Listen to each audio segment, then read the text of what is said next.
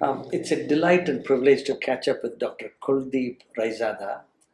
Kuldeep is the chairman and managing director of Akriti Ophthalmic Pvt. Limited. Thank you so much, Kuldeep, for your time. Thank you for hosting me here. Yeah. So, Kuldeep, you are an ocularist. So, for people who don't know what it means, could you describe what is an ocularist? See, ocular is basically a professional who work for the people who have lost the ocular component like eye or orbit.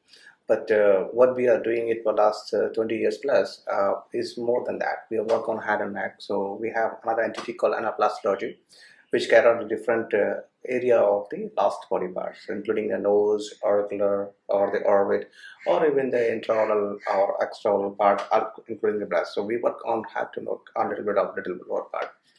It's not a very simple area.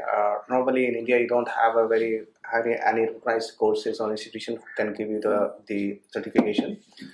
For me, it took me 14,000 hours to get the board certification, almost 8 years of work. Then actually I gained my certification. I was the first one in the Asia and Africa to get the board certified oculist. Right. And I'm still the only one in half of the world is still the only diplomat oculist so far for last almost now 10 years plus now. So more than that, because my background being an optometry, I did my optometry long time back, and that drive me a passion to do much more beyond what normally people do in America or other places too. And that's So maybe just to pick up from there, I mean, you've got an optometry background, and then you've done a few fellowships. Yep. Then you decided to become an entrepreneur. Yep. And I know many of the viewers would also have dreams of being an entrepreneur. Could you maybe quickly trace a little bit on your journey and what lessons you've learned that you would like to pass on? Yeah. See, entrepreneur looks very fancy name, but it is not. It's very, very, very complex and needs a lot of efforts and a lot of dedication to work. And luckily, especially when you have an area of expertise that you are involved, it takes you will be able to make easy decision what direction you want to move. So first thing, always remember, anybody who want to become an entrepreneur, always try to look at your expertise or your specialty, what you are good at it. So somebody working on the contact industry, somebody working on eyewear industry, somebody working on the instrumentation or devices, manufacturing or research development. So you have to be very, very clear. So unless you are not clear, it's a very hard journey. But the moment you decide what you are good, you will be able to do that. So key point, always remember and know the area that you are good at. I was forced with my peer group because when I was in this institute, the people used to always ask me, bring that, bring this. And I was like, come on, India is such a big country, so many doctors, we don't have that expertise and we don't have those products. And I start bringing from America, and then we actually started a small entity for my brother. And then eventually 2010, I left institute and I come and drive in my business. I start my clinical practice and I involved with my Akriti, and we build up. But what we realized, there's so much of demand and supply gap. The product what we were being import, it is not easily available, and those people who are able to bring it, they are charging an unnecessary amount of money. It was very expensive. So I decided to work on those kind of IPs, like we could able to provide the cost-effective product for them, where it is actually help a lot of our Indian generation, and also actually helping a global product right now.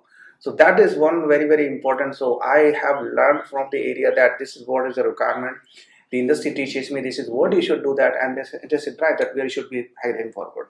So we just enter in our eyewear business. In India, eyewear is a very unorganized segment, and we are 90% dependency on the Southeast Asian country. And if you do not right now, if entrepreneurs, for all of you, if you are not thinking to move forward this time, because we are having a lot of rebels coming from South Asian countries, we should look forward to develop the product in our own country. Try to make an India product, try to manufacture larger scale where you can compete with the pricing. You are able to improve your quality because you manufacture in the mass production. So keep an eye very, very carefully. Try to work. Eyewear is one of the industry which needs a lot of things and which is scaling up like anything. Right. Today, I visited the Eyewear Vision Center and I see in the school about 25 to 30% children actually develop prescription glasses, and which is not small. So imagine you have 100 people, 100 children are there, 30 children, and by default having a glass prescription. And you look at the demand. The demand is very, very high. And right now, what are we doing it? We are just training from South Asian countries or Europe and just start pumping the money. Utilize your skills, utilize your entrepreneurial skills to develop in the country. Make for your country people. When you are done with your country people, look for the export opportunity. Right. And you have hundreds to do over there, sure. And lastly, I mean, you work so much in this medical devices area.